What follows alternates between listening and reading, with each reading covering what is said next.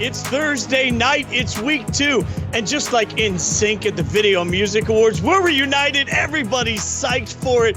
We're right here for Fantasy Football Live for the next hour and 15 minutes, all the way through kickoff. Our job is to get you guys ready for your fantasy football weekend. We're going to get you all sorts of Thursday night football coverage. We're going to get you caught up on what you need to know through the course of the weekend, and we're going to have a blast doing it. I don't know which one of us would be which in syncer, but I do know Andy Baird's Matt Harmon. I'm Jason Fitz. I think, am I the bad boy? Is Matt the bad boy? I don't know. And Andy's the bad boy? Every boy band has a bad boy. Does anybody want to stake their claim to being? I know, I've taken us off the rails before we've even started. Matt, I think you're the bad boy. I'm just happy to be attached to a boy band at this stage of my life. Sure. Yeah, I'll take it. You know what? It's this guy. This is the bad boy right here.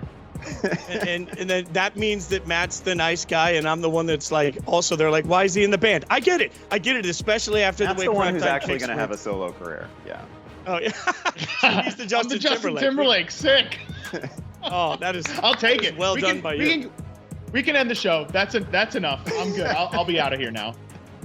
It's Thursday night. Like I said, we're going to go all the way up to kickoff of the game. We're going to get you caught up and ready. But let's start with just the very basics. I want to go for a tough decision that each of us is looking at this weekend in fantasy football. Andy, let's start with you. What's a tough one that's out there that you're trying to figure out? Yeah, well, I'll be honest with you. It's all these claims that I won on all these Rams, right? Kyron Williams, I'm excited to have him. Picked up Matthew Stafford in a super flex. I won some bids on Puka Nacua, and now they play the Niners, right? So immediately, like, I can feel pretty good about all these Rams options long term, but this week it is really a dicey call because they are playing a defense that absolutely annihilated and broke the Pittsburgh Steelers. Yeah, we're going to get into that defense because it's a real question about the Steelers and what to do with fantasy moving forward. But Matt, what do you got? What's a tough decision you're looking at? Well, I think one that's not even on our rundown today, and I get it. I would like to avoid this too because the conversation is too painful. It's what to do with Garrett Wilson. And this is actually not a decision that I have to face because I was, at the time, unlucky enough to I never ended up really drafting much of Garrett Wilson, despite the fact that I loved the player and I loved the situation that we were walking into this year. We know the situation now is vastly different. Not only are we without Aaron Rodgers after 75 seconds or whatever it was of game time? I mean, total nightmare there. You know, we're with Zach Wilson now. We're back to that. And then now we've got the Dallas Cowboys in week 2. They just annihilated. I mean, stuffed Daniel Jones in a locker and didn't let him out all game long.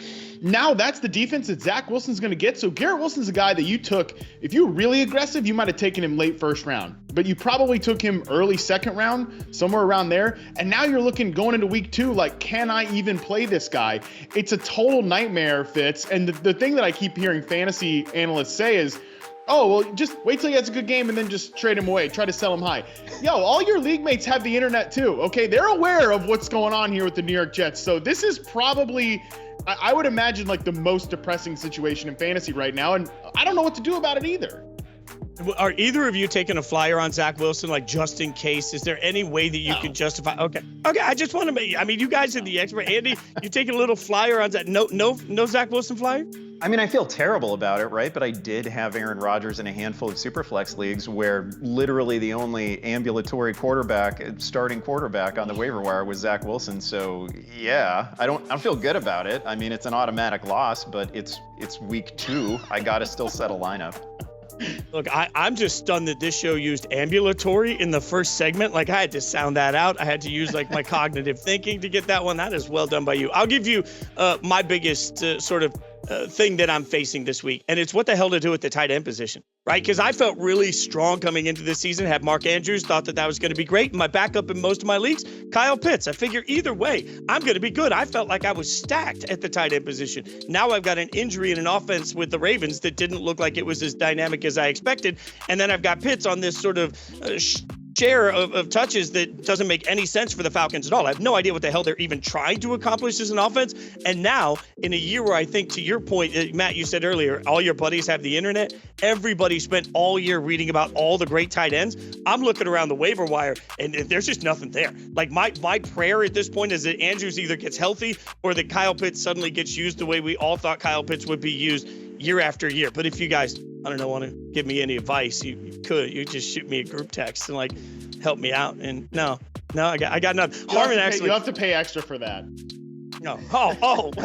See, that's the fun fact you guys didn't realize. I'm paying to do the show. They're getting paid to do this. That's why they're the experts. Okay, as uncomfortable as some of those decisions are, there's nothing more uncomfortable than this lineup. And I'm going to throw the tweet up here, and it came from Scott Barrett, DFB. Had a little bit of hope for everybody. On the bright side, this could be your fantasy team. You look at some of these names: Cooper Kupp, Travis Kelce, T. Higgins, DJ Moore, Mark Andrews, I just mentioned, Christian Watkins, Jonathan Taylor. You go up and down this list. Like, Harmon, if I had that, I'd be looking at it thinking, I'm going to not only eat everybody's lunch, I'm going to go out for a steak dinner afterwards. Combined fantasy points, 4.9. Like, what the hell are we supposed to do with that, man?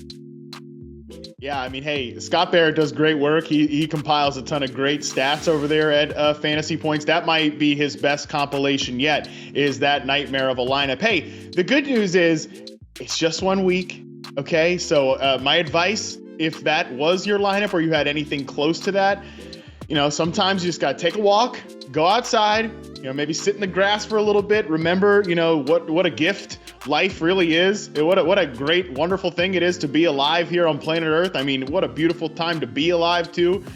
And just remember, it's all going to be okay. It's just 1 week. That would be my advice to you. That is smart and adult advice, but I'm going to add one quick layer before we move on. My advice to everybody that's getting trash talked right now that really feels good about their roster, don't clap back. Just stay quiet, because then when you do clap back in a few weeks and everything's fine, the ammunition that you'll have at that point, you took the high road and then you get to take the low road. Revenge is best served cold.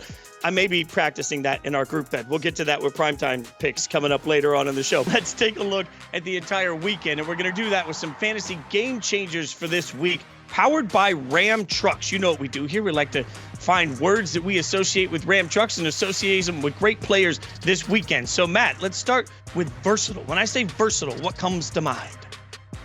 Ooh, versatility. I think Ravens rookie wide receiver Zay Flowers, man, because look, a lot of people are caught up on this reality, and it is the truth, that Zay Flowers in week 1 had a ton of designed targets. He had a 60% share of his team's first read targets in week 1, according to Fantasy Points data. That led the NFL by a lot. A.J. Brown was second at 47%, but the naysayers will point out, well, he got a lot of screens, got a lot of design touches, low average depth of target. Well, one, he can make plays on those, right? He's really good in the screen game. He's really, really good in the open field after the catch. But where the versatility comes in here, Fitz, I went back and charted this guy in week 1, his actual routes, like big boy routes, corner routes, out routes, comebacks. He gets separation on all of those. So yeah, he can do the gadget receiver stuff, but he is versatile enough to beat man coverage on big boy routes and do real receiver things. So I think Zay Flowers he's just rocket ship trajectory upwards right now.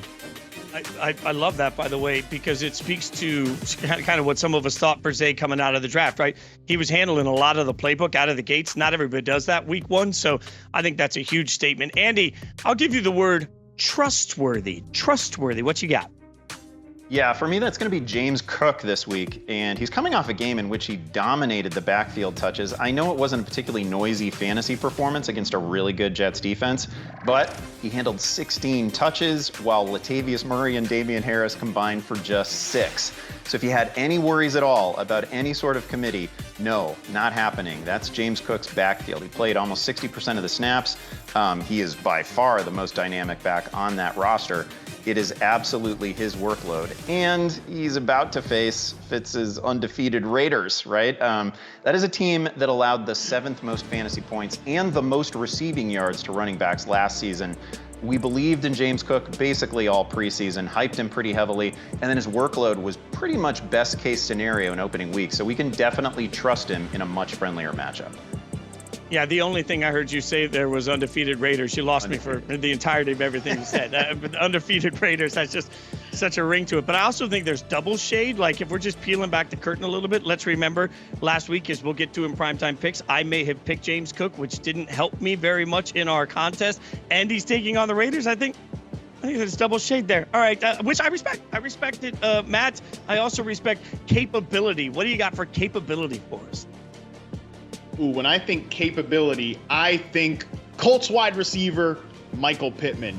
And man, there was very few players more disrespected in the fantasy ADP, the draft process coming into this year. This guy caught 99 passes last year, and people were drafting him outside the top 30 receivers like he's going to catch 65 or something. I think Michael Pittman is one of the biggest week one winners. And he's quietly one of the biggest week one winners because Anthony Richardson, who everybody kind of expected to be this, run first guy, he's basically going to be a running back playing quarterback. One, mega disrespectful. Two, Anthony Richardson dropped back to pass over 40 times in week one. He had the 8th most dropbacks among week one quarterbacks. This is not an offense because they don't have good running backs without Jonathan Taylor. That's a big part of it as well. They're not just going to run this boomer ball offense. They're going to throw this thing with Anthony Richardson because he's very capable. And the big winner there, because he is also capable, the extremely underrated, very talented Michael Pittman, 28% of the targets in week one. I think he is just going to be a volume monster going forward. And Fitz, he is plenty capable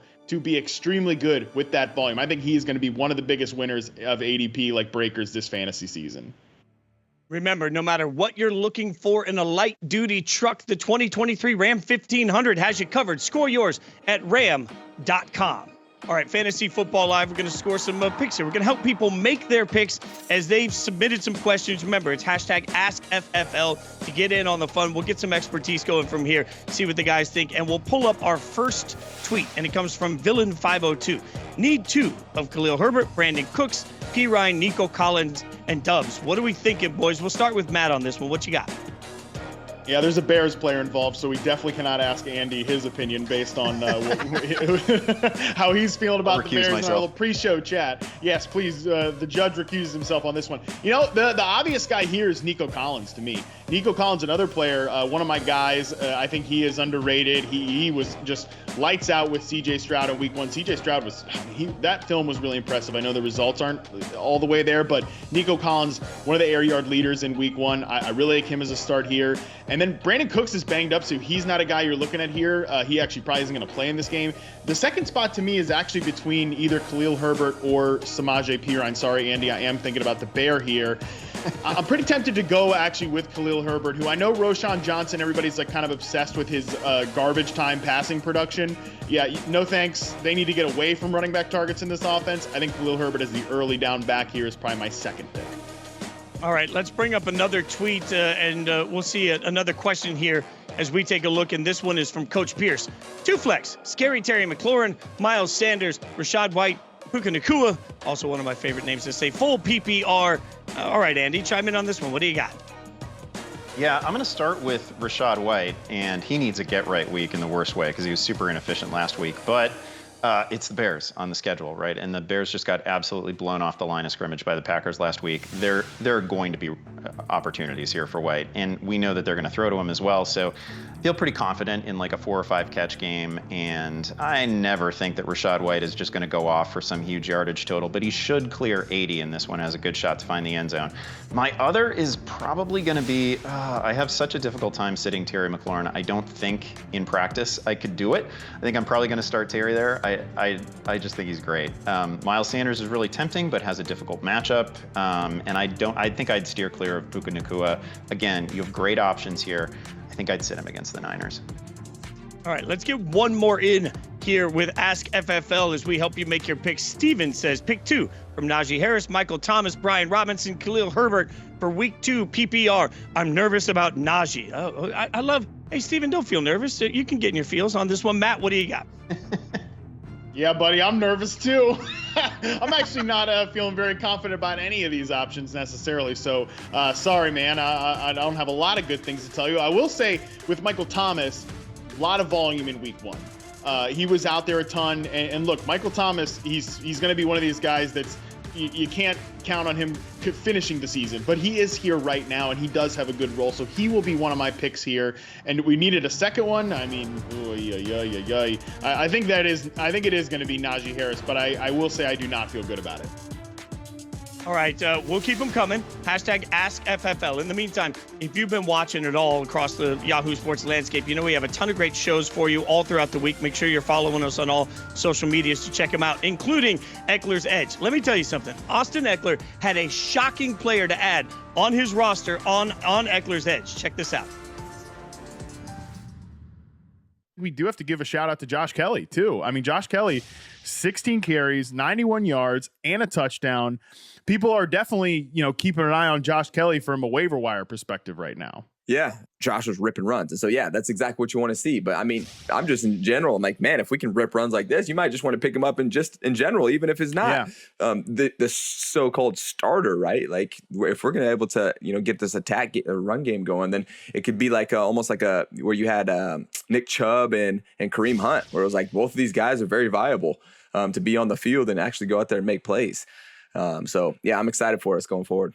Josh might be carving out a role to the point that during the bye week, when it's going to be tough finding guys, maybe you throw him out there. Maybe he has potential, like what the heck flex, throw this guy out there. That's standalone value. Those are probably the most valuable players to have in fantasy. So I'll tell you what, I'm looking at like rest of season rankings right now, Austin, and Josh Kelly may be in an area where, he should be on rosters at this point. Welcome back to Fantasy Football Live. Some fantasy chatter out there in the Yahoo Fantasy app. Love this. And you guys, in case you don't know, you can click Discuss tab in the Fantasy app. You can chat with other people. Take a look at some of these here. Josh Allen, this is the quote from Jeff. This will be by far his worst game. He always struggles against that defense. He'll be a beast the rest of the year. I'm Jason Fitz with Andy Behrens, Matt Harmon. Harmon, is that like, look, I got Josh Allen in all my leagues. That's why I had a very rough Sunday. Am I comfortable? Should I feel good about this at this point? Oh, look, I think it's fine. I know Josh Allen even said after that game, it's one bad week. We're not going to let it turn into two. And that's a good mentality to have for your quarterback there. I don't know what it is. Well, I do know what it is. The New York Jets are a really good defense. They kind of have his number. They're able to turn him into an even more chaotic version of himself than he normally is. So I'm not really concerned about Josh Allen. I think that offense is pretty set to bounce back. Yeah, you could. I mean, they could start 0-2. That would, be okay with me. No, probably not. You're open to it? Yeah, I'm open to the discussion. That's all I'm just saying. Open to the discussion of 0-2. Speaking of discussions, one team that I can't believe we're discussing this way is the Pittsburgh Steelers. And I had to get your thoughts on this because I was sitting there with our buddy Frank Schwab, and we were watching games all day. And we were sitting at the Yahoo Sportsbook at the Venetian out in Vegas. Beautiful place, right? And as I'm sitting there with Frank, we were dumbfounded, I think more than any other result, by just how bad the Steelers offense looked. And what I can't wrap my head around, Andy, is like, is this the Steelers being that bad offensively, or is this just a statement of how great the 49ers are defensively? Yeah, well, it can be both, obviously, and I think that is pretty clearly the answer. I have nothing but good things to say about the Niners defense. They're terrifying, and they also, they didn't seem surprised by a whole heck of a lot of what Pittsburgh was trying to pull off against them. And now we come out of that week, and Pittsburgh is more than banged up, right? Like we're gonna be missing Deontay Johnson for multiple weeks, it seems. That's a big deal. Freiermuth is dinged. Cam Hayward is out for multiple weeks. The offensive line is banged up. Like this is apparently the cost of doing business when you play the Niners. So it's just a terrible situation. And there's not really a great replacement for Deontay Johnson. That's a great player. So trying to replace him with the current version of Allen Robinson is it's like the scene in Indiana Jones where he takes the golden idol and they put the sandbag in its place and it seems cool for a second and then everything falls apart, right? Like that's what we're headed for. Maybe Calvin Austin can be something, but we haven't seen it in the NFL yet, so I'm terrified. And then to the person who asked the question earlier about Najee Harris, I'm not even nervous about Najee. Like he's hard to play. I think you have to sit him. He played 50% of the snaps. He's in a job share and he's not a particularly efficient runner. So, in week 2 with no buys out there, I think it's perfectly reasonable that in a 10 or a 12 person fantasy league, there's no Steelers starting. Well, and Matt, they're taking on a Cleveland defense that was far better in week 1 than everybody expected too. So that has to be some level of hesitation looking at any players for the Steelers, right? 100%, man. We've got so much talk about what's wrong with the Bengals. And, I think Joe Burrow didn't play a good game. And, there are reasons for that. But the biggest reason is that the Browns whooped them up front. And, Jim Schwartz just played man coverage and got after Joe Burrow. So this is not a soft landing spot for a Steelers offense that, number one, I kind of hear myself in this is my life, right? I hear myself in both ears where at one point I remember saying before week 1 on the preview podcast, hey, one offense we're going to have big overreactions to coming out of this Steelers 49ers game because both these defenses are really good. So part of me hears that. Then the other part of me hears, I've been, it's like I have trashed Matt Canada's offense for years now, called it the worst designed offense in the NFL. So you've got a terribly designed, like, are there any Matt Canada fans? We've got one terribly designed offense without their best separator. It's trouble against a tough defense now. Everything you're saying here just makes me more and more nervous about the Steelers that I have on my roster. Okay. We'll keep breaking all of it down, obviously, but we need to get your primetime picks. Unfortunately, I have tried to object to doing this segment because it didn't go well for me last week. Let's just be honest. Primetime picks. Here's the basic premise. We're going to do a snake draft every week, and we're going to go through based on the Thursday night game, the Sunday night game, and the Monday night game. This week we have 2 Monday night games. So based only on primetime, you can only pick one player from each of those nights, right? And so we went into the weekend, and the standings, I'm in third, and it wasn't even that close. Harmon gets the win, so much. I think I learned that, I ran my mouth with, I shouldn't have. Barron's in second. Matt, congratulations to you, because, man, you just whooped my ass. There's not even a nice way to say it. You just mopped the floor. I wasn't even in the game on Monday. There's no point for me on Monday night. Congratulations to you, dude. Yeah, well, number one, thank you, Fitz. Well-earned congratulations to me. I don't know what's more flattering, though, that scoreboard or this picture of me from 5 years ago when I still had hair. I mean, my God, thank you. It is a good look, though. I mean, I like this a lot. Harmon's proven that he's versatile in his look. Again, that's why he's the Justin Timberlake of our boy band. All right, so here's the sneaky thing, though. You know what? I was just setting it all up because I wanted the first pick this week. Remember, we're going to pick based on standings. So now I get to go to it first, and that means I'm going to run with the form filled out right out of the gates. I'm taking Tyreek Hill. Look, Tyreek Hill, Miami, obviously, after the week he had last week, it'd be stupid for me not to take him. As much as I'm not sure he can go off that way every week, I don't know. It'd be stupid for me not to go with Tyreek out of the gates. So I run to the podium to select Tyreek Hill, and that means Andy's on the clock. Andy, you feeling good getting the second best? Because I just cherry picked. Yeah, credit to you for tanking for Tyreek. It was the smart move. We're out here playing checkers. You're playing Connect Four, whatever you're playing. I'm gonna go ahead and take Nick Chubb. You took the clear number one. I give you credit there, but Chubb is the best pure runner in football, in my opinion. He handled 22 touches in the opener. Also caught 4 passes, so tough scene for anybody who didn't think he could do that. So that's great to see. Kind of unlocks something new in his fantasy game. And now he gets Pittsburgh on Monday night, and Pittsburgh, we just said, without Cam Hayward this week, Chubb is going to go off. I like to think this is 150 plus yards. Yeah, watching him week 1 it was watching art. Okay, now our reigning champion, our week 1 winner. You're up to the podium there, Matt. What do you got? Well, I mean, you goofballs, let me have the steal of the draft here with the 3rd overall pick. I'm going to take this guy named Justin Jefferson, and I'm looking at an article here on a little website called yahoosports.com. One of the writers here, Andy Behrens, I'll just read you a few quotes from him. There isn't another player in football like Justin Jefferson. Let's start with that fact. He has already distinguished himself as an outlier in the game's history. His next missed game will be the first of his career. We're talking about a near perfect player, this guy, Andy Behrens, whoever that is, says. So I think, yes, I will take this alleged near perfect player here that Andy Behrens doesn't want here at the 2nd pick. I will take Justin Jefferson here, and I will round it back with Jalen Waddle in round 2. Yes, Tyreek Hill has the big game in week 1. Why not Jalen Waddle in week 2? I mean, both of the Eagles receivers ate against the Patriots. I think Jalen Waddle eats against the Patriots on Sunday night. Why not? Because I picked Tyreek Hill. That's enough of a Andy's That's back. Exactly why. That is exactly why. I'm doomed. Andy, who are you picking next? First of all, no fair using things that I have actually said against me in an argument. That's just now, as Dion said today. Now you've made it personal. Now I'm taking this to a different level. I'm gonna take Ramondre Stevenson here. He just played 73% of the snaps in the opener. Gave us 18 touches, 89 yards. A little bit quiet, no touchdown. he was thrilling to watch. He was really, really fun, especially second half of that game. Tons of yards after catch. I thought he was just great. And we all just saw what Josh Kelly and Austin Eckler did to Miami. So I think Stevenson is in for a huge game here, probably 120 plus.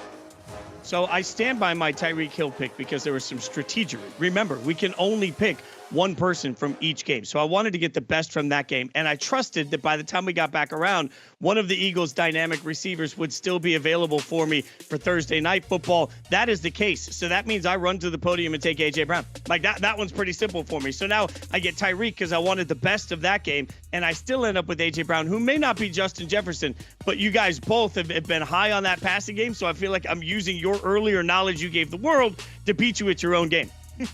And that means I got one more pick to give us. And I have to go with Monday Night Football at this point. There are two games to pick from. I'll go Chris Olave out of this one. As I said, I don't think it was a beautiful win by any stretch of the imagination for the Saints, but Derek Carr can sling it. I think he will sling it in this game. Olave gives me the chance of the Monday night games. I feel a lot more comfortable going that way than going with anybody that is left for me on the Browns passing offense, because I don't trust Deshaun Watson still, and I don't trust any of the Steelers. So I'll take Chris Olave and feel like I played chess while you guys were playing checkers. Back to the kids' table at this point. Woo! Andy, who do you got next? Yeah, I've got Devontae Smith. It seemed like a coin flip between him and A.J. Brown. He's coming off a game with 10 targets, a touchdown. Looked great. He's great. He's a top 12 receiver in the league. And again, they're facing Minnesota. They were number 31 against the pass last year. I think as long as this thing is competitive into the second half, we've got a big week coming up from both Brown and Smith. All right, and that means the champ gets one more pick coming in. What do you got for us? Got to admit, I really like Fitz's team, and I think I might have banged myself on this one, because now I've got like Panthers offense, Saints without Chris Olave to choose from. I got the Steelers that we just talked about. Oh my God. I think I'm going to go sleeper pick here and go with one of my guys for the last spot. I'll take Elijah Moore. Bit of a dart throw here. Not quite the big names that we've seen throughout the rest of this draft board, but if you look at Elijah Moore in week 1, 24% of the air yards. He ran a route on 80% of the dropbacks, second on the team in first read targets to Amari Cooper, who was a little banged up in week 1. I think Elijah Moore scores a touchdown and has a big day because, man, that opportunity's there, and I think the player is really good. So I'll have to go with the sleeper pick here since I left myself with these, Monday night dregs to pick from. I will admit I feel confident, but also I will admit this. Felt confident last week, got my ass kicked. You guys can chime in on how we're doing on social media. The trash talking is always going to be there with our primetime picks. We'll see how it plays out. We'll let you know next week. In the meantime, each week, Sal Vetri will be offering up unique fantasy advice here on the show. So let's get back to Sal with 7 key findings for week 2. Welcome back, beautiful people. I'm Sal Vetri, and these are the 7 key findings that are going to help you win your week 2 fantasy matchup. The first finding takes us to the best spot of the week, and that'll be Rachaad White, who saw elite usage week 1. White was the clear 3-down back for the Bucs, playing 79% of the snaps and earning 19 touches. Now, entering week 2, White is a 3-point favorite at home against the Bears. In similar spots, starting running backs with this type of usage average over 14 fantasy points. Finding number 2 is the sketchy spot of the week. The week 2 sketchy spot is the Packers and Falcons game, because these two teams were bottom 3 in neutral pass rate last week. This means when the game was close, these two teams chose to run significantly more than they passed. This is concerning for fantasy because the play clock continues to run, leading to less overall plays. And the slower pace of these teams is reflected in this week's Vegas total. It's one of the lowest on the week at just 40.5 points. So what do you do for fantasy? Well, all 4 running backs, yes, both running backs from each team are playable. And I'd avoid starting any of the receivers in this game. As for the tight ends, Luke Musgrave and Kyle Pitts, they're fine to play because we're basically just looking for a touchdown out of the tight ends. Key finding number 3 takes us to the pick up and play. And for week 2, this fella is Kendrick Bourne, who ran a route on 93% of the Patriots passing plays last week, the most of any player on New England. This led to an impressive 11 targets, and 5 of these targets were on either 3rd or 4th down. They were looking his way in crucial situations. And Bourne flashed some serious cheat code upside. The fantasy cheat codes for wide receivers are your downfield and red zone usage. Bourne ranked 7th in downfield usage week 1, 1 and earned 2 red zone targets. Mac Jones looked good week 1 in this new Bill O'Brien offense. This is all great news for Kendrick Bourne, who projects as a top 20 wide receiver this week. Key finding number 4 takes us to a player who is trending up. And this player is James Cook, who operated as the Bills' primary back week 1. Cook played 61% of the snaps and earned a strong 18 opportunities. Backup running backs Latavius Murray and Damian Harris only combined for 7 opportunities. Now, week 1 was a tough matchup for Cook against the Jets, who ended up being the number 3 overall defense on the week. But this week, he takes on the Raiders as a 10-point favorite, the biggest favorite of week 2. In similar matchups, starting running backs who see similar usage average over 14 fantasy points. Now we go to key finding number 5, and it's a player who is trending down. And this player is Khalil Herbert, who only saw 36% of the Bears snaps week 1, but this is a little skewed because Herbert actually played 55% of the first half snaps, but then lost snaps in the second half as the Bears trailed by 2 scores. It was a rookie Roschon Johnson who took these snaps in the second half and operated as the passing down back. Roschon played 67% of the third down snaps and posted a team high 7 targets. And then of course there's Justin Fields. He continued to be the Bears' leading rusher with 9 carries for 59 yards. After week 1, it's clear Chicago and Justin Fields haven't improved all that much, which means they'll likely trail often this year. And based on week 1, this could mean that Herbert's going to leave the field and Roschon Johnson is going to see more snaps. Now, key finding number 6 is an injury to watch. And this injury is Austin Eckler, who's currently dealing with an ankle injury that might keep him out week 2. If this was to happen, Joshua Kelly would instantly become a top 10 running back on the week. Kelly played 45% of the snaps week 1 and split the backfield touches evenly with Eckler. They each saw 16 carries. Now, Kelly earned 5.7 yards per touch, which would have ranked top 5 amongst running backs last year. And it's worth noting that the Chargers ran the ball significantly more week 1 under new offensive coordinator Kellen Moore. So Joshua Kelly is a flex option moving forward, but if there's no Eckler, he is a clear-cut RB1. Now, key finding number 7 is the most important takeaway of the week. And we'll stay in Los Angeles with the Chargers because there's a concerning development. In week 1, the Chargers threw at the lowest rate in the league in neutral situations, meaning when the game was close, they ran at the highest rate in the NFL. And this is important because it's a major difference from last year. In 2022, the Chargers threw at the 4th highest rate in the league in similar situations. If this play calling continues, it's going to significantly tank the upside and outlook of Herbert, Mike Williams, and Keenan Allen. So these are the 7 key findings for week 2. And now all you have to do, like every week here, is take this information and go ahead and smack around your opponent. All right, Sal, now we get to hang out. Got a follow-up question for you because I really loved your point on the Chargers offense. But when we're looking at week 2 of the season, how much time do you have to spend still looking at what they did last year compared to what they did in week 1, given the way that matchup played out? Well, it's a great question, and I think a lot of context is needed. For this team, they have a brand new offensive coordinator in Kellen Moore, so I think that kind of throws out a lot of what happened last year. Similar personnel, so you have to keep it a little bit, but Kellen Moore being there, when he was in Dallas, he'll kind of go with what the matchup is. So there is good news that this could change. You can see a lot more passing heading into week 2, but that's the most we've seen this Chargers team under Herbert run basically ever. Love this. All right, so now we're going to bring the guys in. We're going to continue to get a little advice for everybody. Don't forget, you can find Sal on Yahoo Fantasy throughout the week. Follow at Sal Vetri DFS on social media. Let's get to some play calling. Bringing everybody in. And the first question, like, I love this. You can hashtag ask FFL, but now we're getting call outs. Like, somebody just wants Andy's opinion, apparently. Charles says, Andy Barron's in redraft. PPR, would you trade Aaron Jones for Kamara? My running backs are Bijan, Stevenson, and Roschon. What do you think, Andy, since you're the only one he wants to talk to? Yeah, well, first of all, I don't generally love these trades where it's like running back for running back, and we're talking about 2 players who are basically from the same tier. The thing that tips this in for me is that it's PPR, and normally you would say, okay, it's Alvin Kamara. We like him in PPR, but this is not the 80 reception Alvin Kamara anymore. It has not been the case for a couple of years. I'd still lean Aaron Jones here. He looked awesome in week 1 against the Bears. I mean, all Packers look great against the Bears, but I think he's going to be the play for this season. I think he probably finishes with more receptions. Yes, he's injured right now, but he also said after the game that he probably could have played through it had it been necessary. So I don't think it's going to be a long-term thing. I feel like the tone that's going to take course over the course of this year with anything that says Bears, Baker, or the Raiders is just going to be painful for all of us. Okay, let's get to the next. I was just being so professional just now, having to discuss the Bears even a little bit. That's as good as I could do. I respect it. Kerry says full PPR, pick 1 for flex. Jamal Williams, Pickens, Javonte Williams, or Algier. What do you think? We'll go to Sal on this one. What do you think? Yeah, so this isn't going to be the sexy choice, but it's Jamal Williams for me. He played 95% of the Saints running back opportunities last week is what he saw. That's 20 of 21 while playing 77% of the snaps. So why isn't he sexy? Well, he only scored 6 points on 18 touches. But it's a brand new week. It's week 2, and he's facing the Carolina Panthers as a favorite. According to Pro Football Focus, the Panthers were dead last, 32nd in run defense last week. And in his career as a favorite and a starter, like this week, Jamal Williams averages 18 fantasy points starting. You hear the positivity in his voice on that, C-Boys? We can all learn. Let's get the next one in. We'll see what the next piece of advice is. Sneak attack here. It's going to Matt. Start Sutton or give Kadarius Toney another chance. Oh, I'm sorry. Harmon, you deserve better than that. But, let's just throw it at you. Nathan needs to know how you playing it. Buddy, we're not giving Kadarius Toney another chance. It sounds like the Chiefs might want to do it, but we're not going to do it, okay? Courtland Sutton did play a ton in week 1. I'm not the biggest Courtland Sutton fan either, but certainly not the biggest Kadarius Toney fan either. Jerry Jeudy might play. He might play against the Commanders this week, but he will be on a pitch count reportedly if he does. So I think you got to go with Sutton here. I mean, my God, Kadarius Toney, give me a break. Can I just tell Nathan, it's not too late to sign up for another league.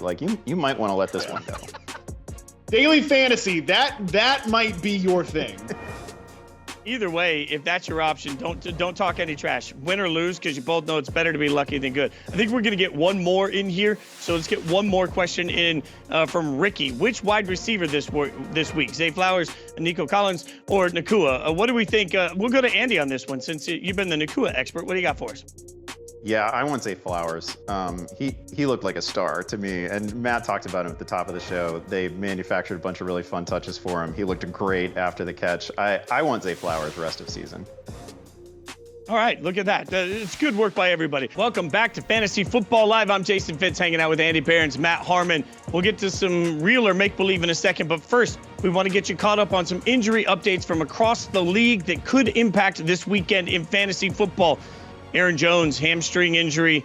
Austin Eckler, ankle injury. Austin has not practiced this week. Remember, he had a huge week 1. Travis Kelce limited in practice. Mark Andrews, as I mentioned earlier, much to the dismay of my personal fantasy squads, limited in practice. So obviously some significant injuries there. Andy, any one of those that stands out to you as the most significant? Well, first of all, pretty good news on the tight ends, right? They're coming back to practice. Generally, any practice before Friday is a really, really good sign. So I feel good there because that position needs to sort of reorder itself. We're coming out of a week in which Hunter Henry, Hayden Hurst, and Donald Parham are the top tight ends in fantasy. Probably the thing that is most notable, I think, is the Eckler situation. If he's not practicing on Friday, it's a big worry, and it makes Josh Kelly like a must-start material. All right, so let's take a look at some of our week 1 biggest moments and try and figure out whether these storylines from fantasy football in week 1 are real or make-believe, right? We're just going to throw it out there and see how everybody feels in real believe or make-believe. So let's start with the one that we mentioned as we were going to break, Tyler Algier. And I can't figure out what sometimes Arthur Smith is thinking with the Falcons. I don't know what they're doing with their share, but it looked like Tyler Algier suddenly RB1 in Atlanta. Harmon, you buying that? Well, it depends on what you mean by RB1. I think Bijan Robinson, I'm very confident that Bijan Robinson finishes with more total touches, but I'm very convinced that Tyler Algier is going to be involved. He was really good as a rookie. He was really good on Sunday. He's been a very efficient player for this offense. I believe he is still going to be involved. I think it's going to be a little hard to predict when he has these big eruption games, but I definitely believe that he's going to remain involved in this offense and in this back. If you have Bijan Robinson, you drafted him in the first round, be ready to be annoyed at this man right here, Tyler Algier. I mean, aren't we all somewhat annoyed, Andy? This is just the Falcons thing. Nothing's ever predictable, no matter how talented they are.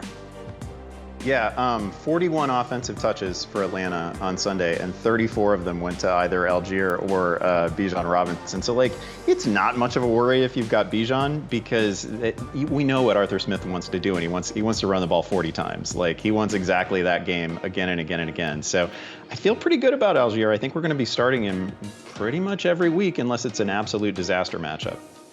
All right, Andy, let's stick with you. The next storyline, we got Puka Nacua. Is he going to be a target king? Yeah, he's definitely going to be a target king, at least while Cooper Kupp is out and probably beyond. It was a lot of short range stuff in the opener. The thing that we're not talking about enough is how awesome Matthew Stafford looked. Again, it's the Niners this week, so you want to sit these Rams, that's totally fine. But I think moving forward, Kupp not going to be on the field for at least 4 games, possibly beyond that. Nakua had 15 targets. That makes somebody just an automatic add in fantasy. He's also somebody who, if you look at the collegiate numbers, the raw totals weren't great, but in terms of efficiency, he was top of the charts. So I think this is real, and I think it extends out into the regular season. All right, now let's take a look at the next storyline. Lamar Jackson remains a low-volume passer. Harmon, what do you think? Yeah, I think this is make-believe here. I don't buy this one. We live in a very microwave society. We want everything to be instantaneous. We want it to be done right away.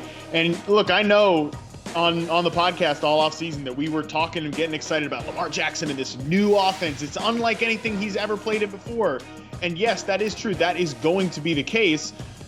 But it just might not be right away. It might take a little bit to get there. Even in week 1, they ran out 3 receivers at an extremely high rate, and they never did it that way under Greg Roman's offense. The changes are coming. Rashad Bateman needs to get a little healthier. Mark Andrews needs to get a little healthier. We're going to be fine here with this Ravens passing game. All right, let's move to the next story, and this is there's no right answer amongst Kansas City wide receivers. Andy Behrens, what do you think? Yeah, I think this is definitely true. And this receiving room went very quickly from, oh man, we got to draft them all. They're great late round flyers, to we dropped them all before midnight after Thursday Night Football, right? I personally rage dropped Kadarius Toney in a couple leagues. I don't feel bad about it. He's not going to make me feel bad about it later either. So I totally sign on to that. I'd prefer to give Sky Moore another chance, I guess, but I also would have dropped him in a second for Puka Nacua. So I don't really see anybody here who you absolutely have to stash indefinitely. That was a really ugly scene, and I think only Kelsey makes that better. Speaking of ugly scenes, Geno Smith has returned to 2016 levels. Is that believe or make believe, Harmon? Yeah, I think this is make-believe as well. And maybe this is just take lock from somebody who's heavily invested in the Seahawks offense this year. But the most worrisome part here is that the Seahawks lost both of their starting tackles in week 1. They signed 41-year-old Jason Peters to play offensive tackle. You just don't see a lot of 40-year-old fellas playing offensive tackle in the NFL. I think the truth, even if Geno regresses slightly because of these offensive line injuries, not because of him, he's not going to regress all the way to his 2016 or whatever form. I think Geno will be fine over the course of the year. Honestly, I think the Seahawks kind of slept on the Rams, and a lot of us slept on the Rams coming into week 1, but I think they were surprised by the effort they got in week 1. All right, Andy, one more quick one for you. Mac Jones made a leap. Make believe or believe?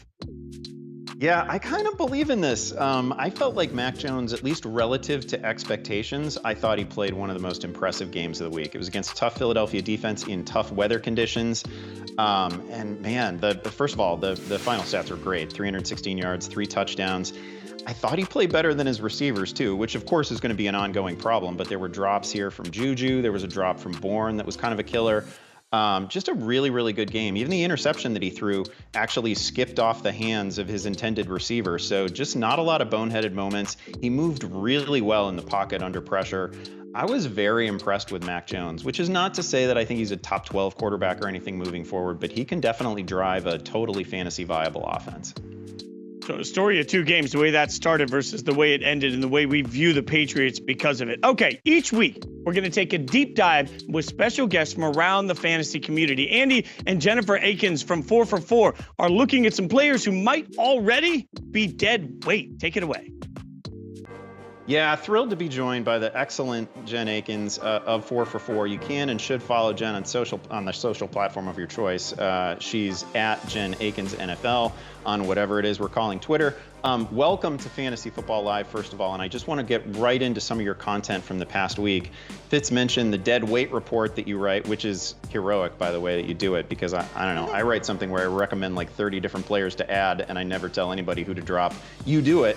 So give us a couple of, spicy players that we can be dropping.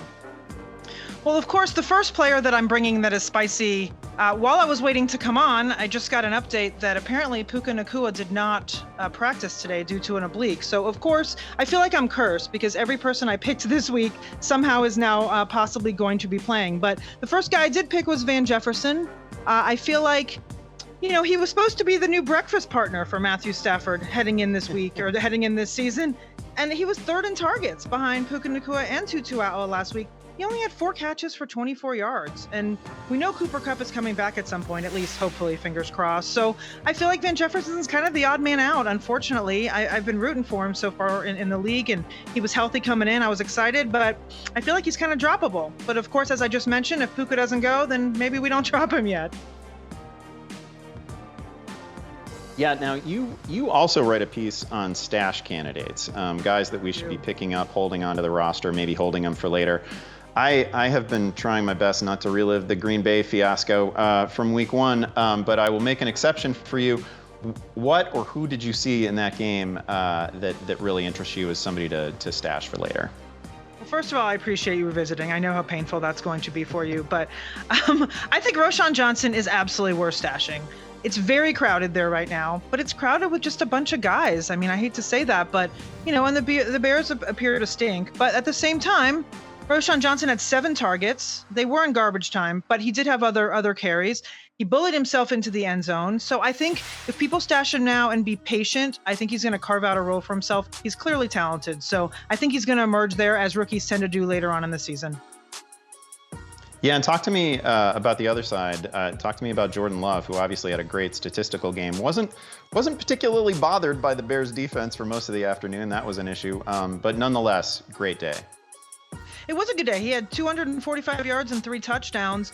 Now, we're not sure, right, if the Bears' defensive abysmalness masks some poor play there. But he was very good. And the thing that's very encouraging about him is that he has a really good schedule coming up. He's got Atlanta, the Saints, Detroit, and Vegas right before a bye. And as an added bonus, he's got a really good fantasy playoff end to the season. He's got Carolina and Minnesota in weeks 16 and 17. So he's a guy, we know we've already lost Aaron Rodgers. We're going to possibly lose more quarterbacks as the season goes on. So he's a guy to stash now, and you can throw him in there later. Good matchups. All right, I'm going to give you just like 15, 20 seconds for this, but you and I are 2 of the only fantasy analysts who will actually admit to liking kickers. So give us a kicker recommendation for this week. Absolutely. This week, we're going to fire up Jake Moody. He's coming off a 12-point. Yeah, he's a 12-point performance. He was kicker 4 last week. Great matchup against the Rams.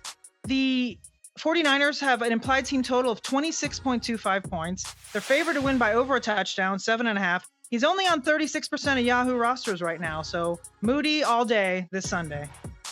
Oh, love it. Thank you for joining us. Follow her at Jen Akins NFL. It is never contentious when she and I chat, but just maybe this next segment will get a little heated. Let's send it back to Matt and Fitz. All right, appreciate that. Great work by you guys. Again, the breaking news out there, Adam Schefter just tweeted out Puka Nacua missed practice out with an oblique. He was one of the biggest ads of the week, but also one of the biggest ads of the week is Kyren Williams. We all saw his greatness, right? So, Armin, we're going to play a little game here. It's fantasy face-off, right? So I'm going to give you this or that, and we're going to go this every time is Kyren Williams, and we'll give you an option, okay? Are you ready for this one? We're going to go Kyren Williams or Javonte Williams. Ooh, man, yeah, there's nothing like, this guy you drafted in fantasy and you're really excited about, and now I'm telling you that a waiver wire pickup is better than him. This one's a little bit tough. With Javonte Williams, he's in a pure committee right now, and that's what's going to make me lean towards Kyren Williams here. Number one, I think the Rams offense is going to outkick our expectations. This is a better ecosystem than we thought it's going to be, and I think that right now with Kyren Williams, he's clearly ahead of Cam Akers at this point. In quarters 1 to 3, he was all the way involved, and Cam Akers was not. He only got on the field in garbage time. So to me, I mean, I'm ready to have Sean McVay just break my heart on this one. But right now, I think he's the guy, and I think Sean Payton's kind of rotating backs there in Denver. Yeah, and we still don't know what Sean Payton's actually going to end up looking like as an offense for the Broncos. So I think that makes a lot of sense. What about this? Kyren Williams versus Najee Harris. If Najee Harris the brand versus Najee Harris the player, 2 very different things. So Kyren versus Najee. Hey, yo, Fitz, I saw on Twitter today somebody put out a picture of like Brandon Weeden and Trent Richardson holding up Browns jerseys, and somebody said, hey, it's Najee Harris and Kenny Pickett, and I can't get the image out of my head. So maybe that is number one. That's totally savage. Maybe that is informing what I'm about to say. But dude, I think the answer is Kyren Williams. Again, like this is it's a tough matchup against the 49ers, right? Like, but he was getting all that opportunity. And Najee Harris, as Andy pointed out, is in a committee at this point. I think this is the closest one. And if you want to go against me here and you want to go back to Najee Harris, because they probably should try to run the ball a little bit better here in week 2 of the Pittsburgh Steelers, I would understand. But I think if it was me, I do think I'm going Kyren Williams here. There is some level of we talk about this all the time, but quarterback play impacts running back play. And we all know that, right? So I got a quarterback on one side that exceeded every expectation, that looks like he's going to be capable of taking advantage of young weapons all around him with a great offensive play caller around him. Or I've got a quarterback that we had some questions about that looked good in the preseason that didn't look good in week 1. You're right. All of this, I thought Najee Harris was about as sure thing as possible coming out of college, and it doesn't look like right now that's at all the case. Let's go now. Kyren Williams versus Rachaad White. Who do you got on this one? Ooh, buddy, we're about to make it a clean sweep for Kyren Williams, and I'm going to look so stupid when this goes wrong. But this one, I think, actually, this is the one I feel the best about, to be honest. And I know that Rachaad White got all that opportunity. As Rich Rebar once said, actually, Andy, this was back to you on Twitter, I think. So this is good. You'll remember this. If your fantasy football argument starts with a point that is not the player himself, you're about to make a bad argument. And anytime anybody talks to you about Rachaad White, it's always, well, he's the only guy there. He's going to get all the touches. Well, he did that in week 1, and he sure as hell didn't do a lot with it. So I'm pretty concerned about Rachaad White at this point, even though he's got a great matchup against Andy Behrens' Bears. But I think I'm going Kyren Williams again here because Rachaad White just hasn't shown it at this point. Andy's catching strays, and he's not even in this segment. He's just sitting there saying, what did I do? I get it. All right, let's see if we can get the clean sweep. I got one more for you. Kyren Williams versus Miles Sanders. All right, maybe this one. Thank God I can finally get off the Kyren Williams train, because I am going to go with Miles Sanders here, because unlike Cam Akers, who went in the same area of the draft there, Miles Sanders did get the role that many of us expected. Now, Chuba Hubbard was involved a little bit. That's wonderful. That's great. Okay. But Miles Sanders had 4 catches. You see the number right up there. I came on this show and I told you guys he was going to catch at least 4 balls last week, because Bryce Young is under siege everywhere. He's under siege. Like, it's insane the amount of pressure he's seeing right now, and the lack of downfield options that he has. I mean, Terrace Marshall, rough game in week 1, of course. Adam Thielen, he's a tertiary slot player at this point. Jonathan Mingo's still developing. Like, they're going to push the ball to Miles Sanders out of the backfield because he's probably the best player they have on offense right now. So I think because of the way, and look, I know I'm saying a lot of stuff about volume, right? But remember, Miles Sanders is a good proven player. He was a great efficient rusher last year. I shouldn't have to tell you Miles Sanders is a good player. Yeah, and Bryce Young is a smart player, by the way, that is going to know when he just has to get rid of the ball. So I think you're right. There's a lot of opportunity there. Sometimes we have to remind ourselves that no matter how great players are, coaching matters. And if you don't believe me, you should believe Ryan Fitzpatrick, because he had a great point on exactly why he thinks Tua and Miami is working so well. Check this out. They put some great playmakers around him. And so I think when Mike McDaniel came in, he realized it is this guy's anticipation and his timing and his accuracy. Those are the things. And much like that San Francisco offense, very similar offense in what they're trying to do in Miami, it's about getting the balls to these guys in space and letting them catch and run. So they might have the 2 most elite receivers in terms of the catch and run, Tyreek Hill, which we saw over and over and over again on Sunday, and Waddle too. And Waddle had some grabs, not as many as Tyreek, and he kind of got overshadowed in that game. But when you line up against the Dolphins, you're just scared to death as a DB because of that. So you see it when Tua hits his back foot and gets rid of the ball. That's when we're seeing all these great plays.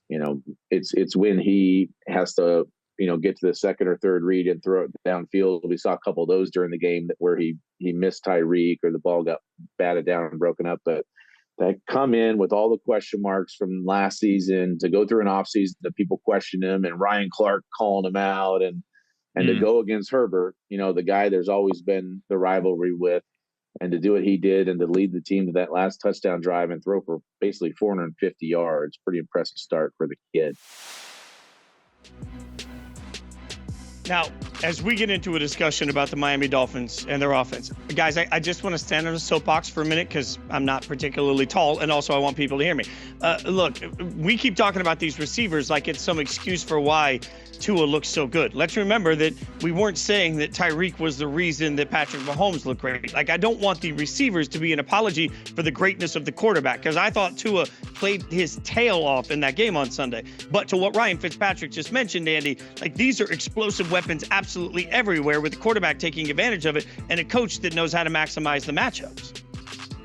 Yeah, well, the coaching can't be understated. McDaniel has just been absolutely phenomenal, and they schemed up some really fun stuff. Miami also, like, as Fitzpatrick said, like, they have team speed like literally no one else. They have 4-3 guys on the roster who don't even play. Tyreek and Waddle are just as good a receiving tandem as we have in the game. That said, it's also pretty clear that we spent maybe a little bit, not necessarily this group, but generally people spent too much time in the offseason worrying about Tua's injury risk and, perhaps not enough time on how good Tua has been when he's just locked in and healthy, right? Like, this is the same guy who had the 6-touchdown game against Baltimore last year, who had like 3 3-touchdown games after the first half of the season. He was, not even a fringe MVP candidate, right? Like, we were having the MVP conversation and it involved Tua Tagovailoa. So, like, that's where he's been when he's healthy and really playing at his best. And we saw that in week 1, no question about it. And again, the weapons that he has at his disposal are basically unfair. Well, and it just sort of hits me as you say that, Andy, that we spend so much time with the Chiefs talking about Mahomes, but also talking about Andy Reid. Like, Mike McDaniel deserves a ton of credit in this. And Matt, go back to earlier when we were trying to figure out what receivers to take. It is a absolute luxury that there are 2 guys that are both capable of not week to week. One's going to go off, the other's going to go off. Like, there are 2 guys that can literally both go off every single week. This isn't a share split. Like, it's just 2 guys that are both capable of being wide receiver 1 every single week. Oh yeah, like those concentrated passing offenses. By the way, Fitz, I'll say something nice about your Raiders. I think if Jacoby Myers is healthy, they might be like one of those offenses where it just funnels to 2 guys. Like, these passing offenses are perfect for us in fantasy. Like, that is what we want. We want highly concentrated offenses. But you guys keep bringing up the coaching point, and you're right, that can't be understated. In that interview with Ryan Fitzpatrick, one of the things that he told me and talked about was that he believes that confidence that Mike McDaniel, as soon as he got there, like, he's on FaceTime with Tua telling him, my job is to make you look good. Like, that is why I'm here. Like, that really does matter for a guy like Tua. It matters for all quarterbacks, frankly. That was what Ryan Fitzpatrick was saying. And, to this point too, again, the Tyreek Hill and Jalen Waddle, those guys are great. But what we saw from Tua on Sunday, I believe, was an evolution because, Braxton Berrios, 40-plus yards. Durham Smythe, 40-plus yards. Even River Craycraft, 40-plus yards. Alec Ingle, the fullback, making big plays down the field. Tua was the 5th fastest quarterback in terms of time to throw in week 1, but he had the most air yards per completion. The decisiveness to get it to those guys, like, they're not going to help our fantasy teams, but they are going to help Tua get rid of the ball quickly and get it down the field. That is going to matter a ton when we're talking about when he faces, some better defenses than the LA Chargers at this point. Yeah, that's a fair point, and we'll get a much better sense. If there's any reason I was nervous about running to the podium with Tyreek Hill in our primetime picks, it's simply that they're taking on a Belichick defense, right? Like, that's going to hit different. A Belichick defense, is going to have a different sort of explosion on all of us. All right, we're only minutes away from kickoff, and that means it is time to run a little bit of hurry up offense. Does that make me the quarterback here? I I think so. Oh, it feels so good. Hurry up, offense. You know what we're going to do. We're going to put a play clock up, 25 seconds. We'll get a question in, then we'll have the guys chime in, and we're just going to keep it rolling all the way until the whistle blows. Really, the objective here is to see how loud the whistle can be and how much it can throw everybody off. Let's put the 25 seconds off and get the first question up on the board. It comes from CN725. And it goes PPR, Mike Williams, Pacheco, Pickens, or Dotson. What do you think, Matt? What do you got?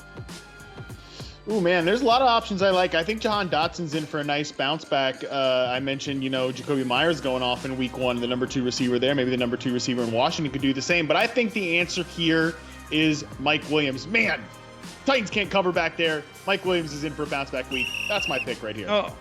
Look at that. Well done. All right. We got the whistle to go off. That's the important one. Let's see if Andy can do as well. Question number 2.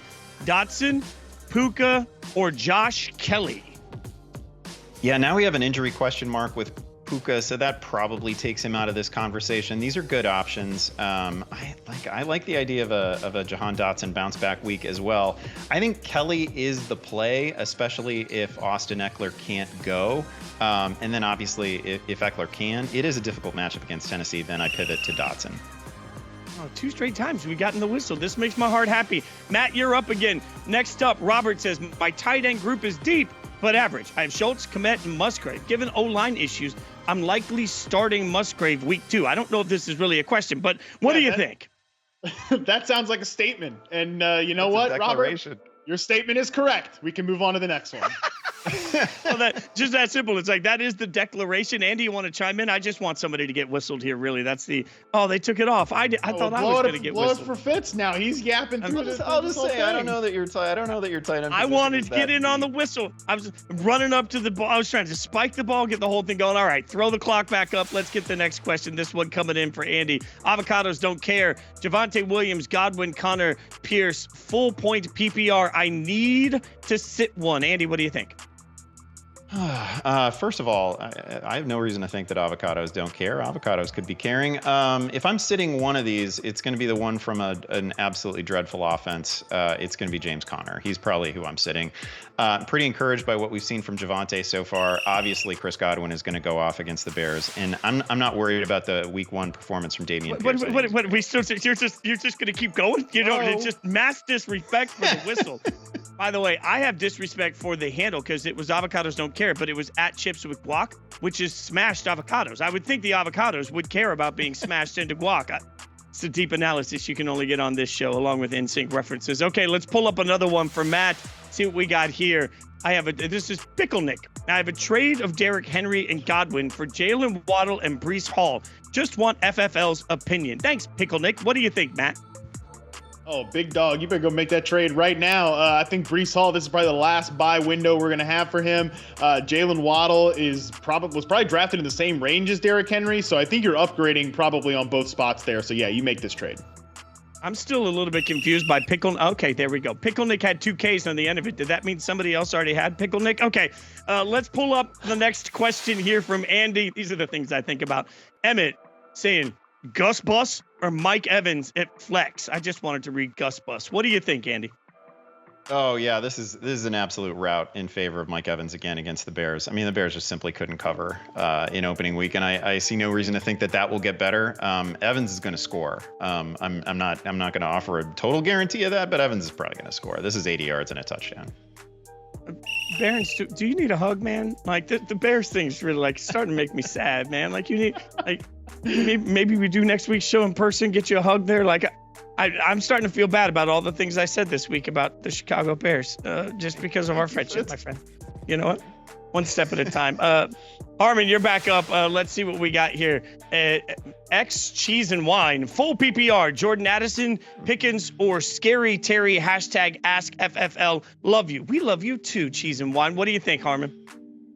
Well, I do love cheese and wine, both this person and actually. I think tomorrow I'm going to make a little reservation to get some cheese and wine. The answer is Jordan Addison. Told you it's going to be a big wide receiver game tonight. I think he gets a couple big plays off against a banged up secondary. Are you a white wine guy or a red wine guy? Fitz, it depends is the only answer you can have here. It depends on the environment. You need to listen to the rest of the Fitzpatrick interview. It's all about regional and seasonal, baby. Where are we? Okay, so it depends is the correct answer. You know that I have objections to the fact that he stole my last name, so I feel bad about that, but I will now. And, you know, when you spend a lot of years on a tour bus, it's just about whiskey, not about wine. It's all lost on me. Let's get another one in here for Andy. I don't discriminate. And, I love that. I'm not going to try and read that name because I'm not smart enough. Half point PPR. If D-Hop doesn't play, Mooney, Sutton, Dobbs, or maybe even Allen Robinson. Yikes! What do you got? Yeah, listen, buddy, you better be hoping for D-Hop. You better be hoping that Nuke plays in this one. The answer is never Cortland Sutton. I'm not going to go there. I'd go Romeo Dobbs here. I'd sign off on that. Again, Aaron Jones hasn't been practicing. Christian Watson's still not practicing, so that sets up really well for Dobbs. Whistle integrity is not strong on this show, but the takes and the information are. What I can assure you is that every single week on Thursday, we're here hanging out with you 7 p.m. Eastern, 4 p.m. Pacific, I can talk, where you can keep up with the latest analysis and projections in the app. Check out our podcast at Yahoo Fantasy throughout the week, and check back in Sunday morning for the latest on player injuries. And even better, our own piano man, Scott Pianowski, will be answering your last-minute lineup questions on social media at #AskFFL. Good luck to all of you. I hope all of you have a better week 2 than you did a week 1, especially me. And if I win somehow this week, I will be insufferable. For Matt Harmon, for Andy Behrens, for everybody behind the scenes that works the tails off to make this show happen, we appreciate you hanging out with us. I'm Jason Fitz. Come back next week for more Fantasy Football Live.